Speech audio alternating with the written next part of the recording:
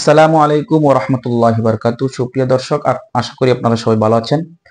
আজকে আমাকে একজন স্কুল পড়ুয়া ভাই সুন্দর একটি প্রশ্ন করেছেন। তিনি যে প্রশ্নটি করেছেন যে এসএসসি পরীক্ষার আগে আমি মান্যত করেছিলাম যদি পরীক্ষায় এ প্লাস পাই তাহলে বাইতুল মুকাররম মসজিদে 50 রাকাত নামাজ আদায় করব।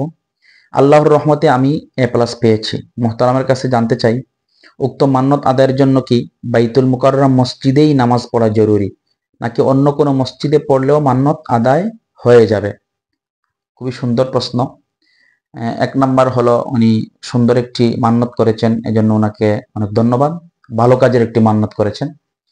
দ্বিতীয়ত হলো, যেহেতু উনি মান্যত করেছেন এবং ওনার মান্যতটা ওনার উপরে ওয়াজিব হয়ে গিয়েছে, সেক্ষেত্রে উনি সর্বোচ্চ চেষ্টা করবেন বাইতুল মুকাররম মসজিদে 50 রাকাত নামাজ পড়ার। যদি সেটা না পারেন, এত বাধ্যবাধকতা নেই, অন্য কোনো যে কোনো মসজিদেই এই মান্যতের নিয়তে 50 রাকাত নামাজ আদায় করলে নামাজ হয়ে যাবে।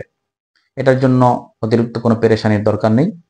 আপনারা মাসলাটি দেখতে পারেন, বিস্তারিত মাসলা রয়েছে বাদায়ুস সানায়ের মধ্যে 4 নম্বর খণ্ড 245 নম্বর পৃষ্ঠা।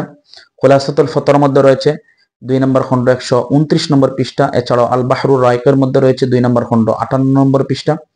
এছাড়াও রুদ্দুল মুখতার যে ফতোয়া শামির মধ্যে রয়েছে 3 নম্বর খণ্ড 735 নম্বর পৃষ্ঠা। আল্লাহ পাক রব্বুল আলামিন আমাদের প্রত্যেকটা কাজকে তার সন্তুষ্টির নিয়তে করার তৌফিক দান করুন। আসসালামু আলাইকুম ওয়া রাহমাতুল্লাহি ওয়া বারাকাতুহু।